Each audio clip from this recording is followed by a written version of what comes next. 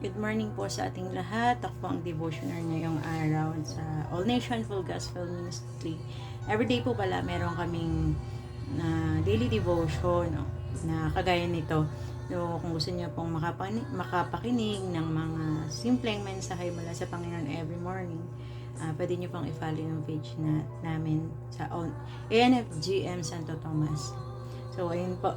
Ang aking pong ibabahagi ay nagmula sa Josue chapter 1 verse 8. Napakasimple po nitong mensahe, siguro karamihan sa atin alam na, pero ang Panginoon nga po lagi tayong inire-remind. So sabi dito, huwag mong kaligtaan ang aklat ng kautusan, pagbulay-bulayan mo ito araw at gabi upang masunod ang lahat ng nakasulat dito, sa gayon magiging matagumpay ka at magiging masagana ang iyong buhay. Salamat po sa salita ng Panginoon. Tayo po muna isaglit na manalangin.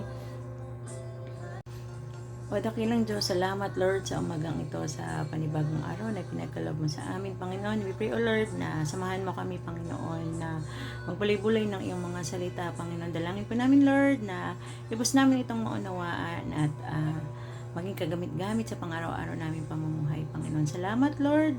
Sa iyo po namin pinagkakatiwala ito sa pangalan ni Jesus. Amen. Ayun nga po.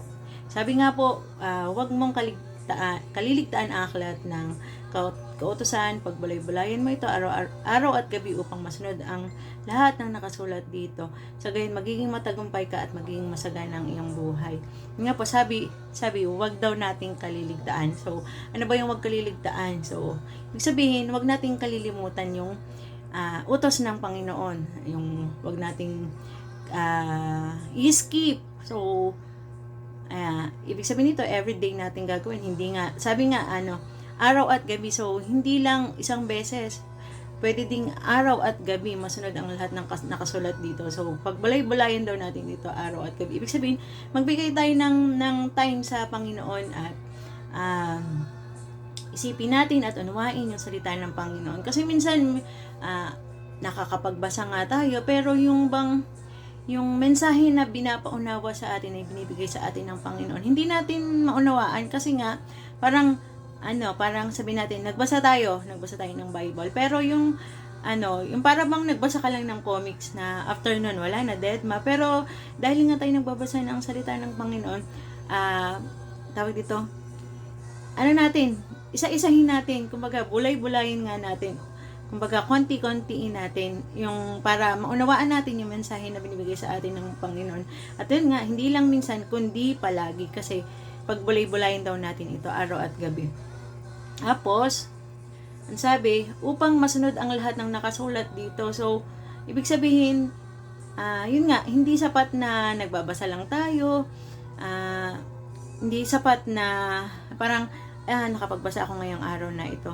So, yung mensahe na binigay sa atin ng Panginoon, wag lang nating basahin, kundi ito ay isapamuhay natin. Lalo na kung halimbawa, ang binigay ni Lord ay maging blessing ka.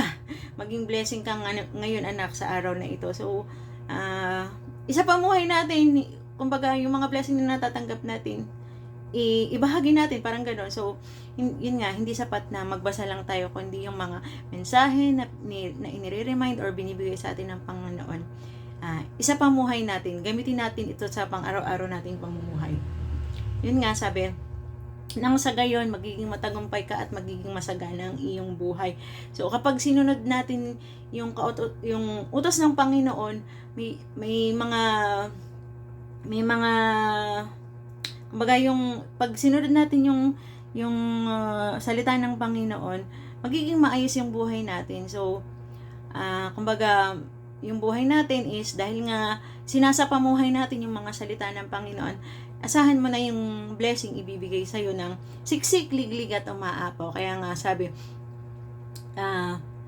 na kapag gusto nating magtagumpay sa buhay, pagbulay-bulayan natin ang salita ng Panginoon araw at gabi at sundin yung mga utos na binibigay sa atin at yung mga salita na inire-remind sa atin ng Panginoon. Gawin natin ito at isapamuhay. Yun lang. At sana sa maikling mensahe ay may naunawaan tayo, may kumaga in-remind sa atin ang Panginoon na pagbulay-bulayin natin ang salita ng Panginoon araw at gabi upang tayo ay maging matagumpay at maging gabay din ito sa ating pang-araw-araw na pamumuhay. Yun lamang po at tayo po ay saglit na manalangin.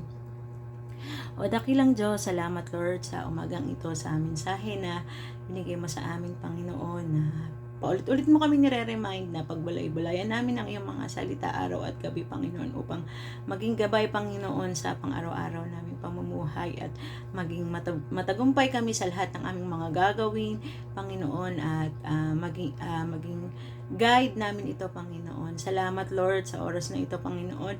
We pray, O Lord, na magamit namin ito sa pang-araw-araw namin pamumuhay at ganun, Lord, patuloy namin dinadalangin ang mga manonood nito, ang mga makikinig nito, patuloy mga po silang i-bless, ingatan at gabayan, ilayo sa lahat ng uri ng disgrasya, sa lahat ng uri ng kapahamakan, Panginoon, lalo tigit, Lord, sa anumang sakit, Panginoon, patuloy mga pong iingatan ang bawat isa, Panginoon. Ganun, Lord, we pray, O Lord, yung mga manonood nito, Panginoon, kung sila man ay may mga karamdaman, Panginoon, patuloy mo nga pong pagkaloob sila sa kanila yung kagalingan, yung healing, Panginoon. You are a great healer, Panginoon. Kaya po sa oras na ito, patuloy na pinagkakatiwala namin ito sa iyo. Ganun, Lord, ang aming mga kapatiran, Panginoon, na may mga sakit, Panginoon, patuloy nga po na yung kagalingan ay aangkinin namin, Panginoon, sa oras na ito, Panginoon. At sa iyo lamang po namin tinataas ang lahat ng papuri at pasasalamat sa tanging pangalan mo lamang, Jesus. Amen.